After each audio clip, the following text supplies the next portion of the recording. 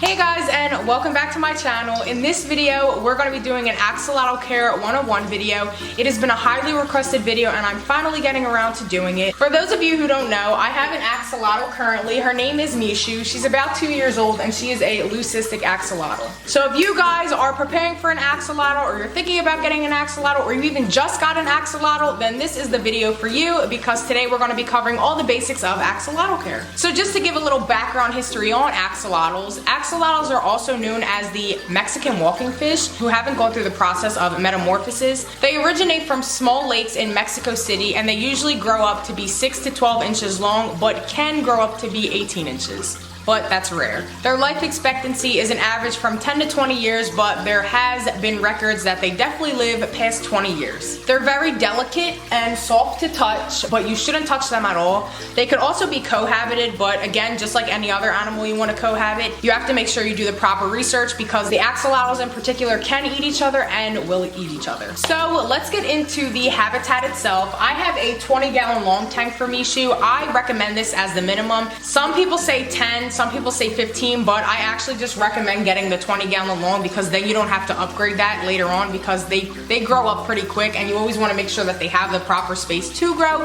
So your best bet is to just get a 20-gallon long tank. They're fine in that. Their tank water needs to be super cold since they thrive in a cooler environment. You want to make sure it doesn't go past the 73, 74, so don't let it go in the high 70s. The ideal temperature for an axolotl tank would be in the lower 60s, but it can range from the high 50s to the low 70s. Axolotls actually don't need lighting. I only have this lighting for the purpose of the video so you guys can see more in depth of the tank. But axolotls really do like a darker environment. Right now I have my axolotl in my kitchen, but this area stays pretty dark during the day and the nighttime. Obviously the nighttime is dark. But even then, Meeshu will go into that PVC pipe over there, or she'll find little dark spots in the tank to stay, because they really do like a dark or cool environment. Including hiding spots in the tank are vital, so I got the PVC pipe from Home Depot. I don't think I spent over $250 on it. Those are great hides. You could also use a pot and just flip it on the side. Anything works, but you also want to make sure you definitely have a hide. For filtration, I have I actually forget what it's called, but it is an adjustable water flow filter, so I can make the water flow higher, I can make it lower. These are pretty ideal, and also sponge filters are very ideal for axolotls as they don't create much waves in the water. Axolotls really don't like a lot of water movement, so you want to make sure you get a filter that has a slow water flow. When you're picking substrates for your axolotl, you can go a couple of different routes. A lot of them are controversial, so I'm just going to briefly cover them really quick.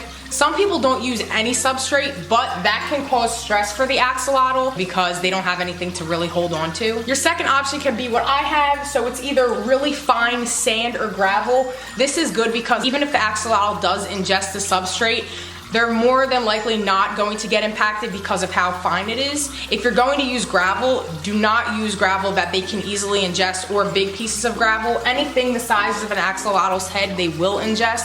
So if you are using sand or gravel, make sure you pick very, very fine sand or gravel. Another great option is tile, but again, that can be in the same category as using no substrate at all, because there's really nothing for them to grasp onto, so it can be stressful. What I would recommend is just go with some nice fine grained sand. I've had no problems with Meeshu at all. Axolotls can eat many different types of frozen fish food like brine shrimp, bloodworms, even earthworms. I heard they can even be fed small strips of liver, beef, or chicken, but I would definitely look into that before you decide to feed your axolotl something like that. They can also eat fish pellets, especially trout or salmon, but they probably aren't going to be as nutritious or beneficial as the frozen fish food. When you feed your axolotl, I definitely recommend feeding them through a turkey baster.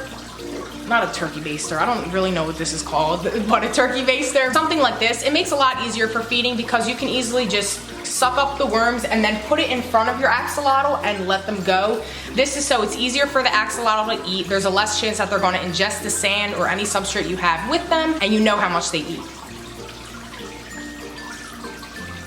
this is frequent. I really cannot stop this. And last but not least, the other thing I wanted to bring up about axolotls is the cleaning portion of their care, because axolotls are actually very fragile animals. Really anything can stress out an axolotl, and that can easily lead to death. So you want to be extra careful when you're dealing with an axolotl. Only 25 to 50% of the water should be changed every time, because sudden water changes will stress your axolotl out. Just like any other fish, you want to make sure when you test your water, all of the water perimeters are good. There's no signs of nitrite, chlorine, ammonia, any of that stuff. And when you're finished feeding your axolotl, you want to make sure you also use some sort of turkey baster to clean up the leftover poop or the leftover food so it doesn't linger there and cause an ammonia spike, or the axolotl doesn't eat it and it's old and they end up getting sick. So I hope you all enjoyed my Axolotl Care 101 video, and if you guys are thinking about getting an axolotl, I definitely recommend them. They are awesome pets. They sit here all day long. They look like underwater salamanders, and when people come over, they're bound to sit here and stare at them because they're just really unique. Other than that, I really have nothing else to say. I'm going to let you guys go and be free axolotl owners. I hope everything works out. Stay tuned, and thanks for watching.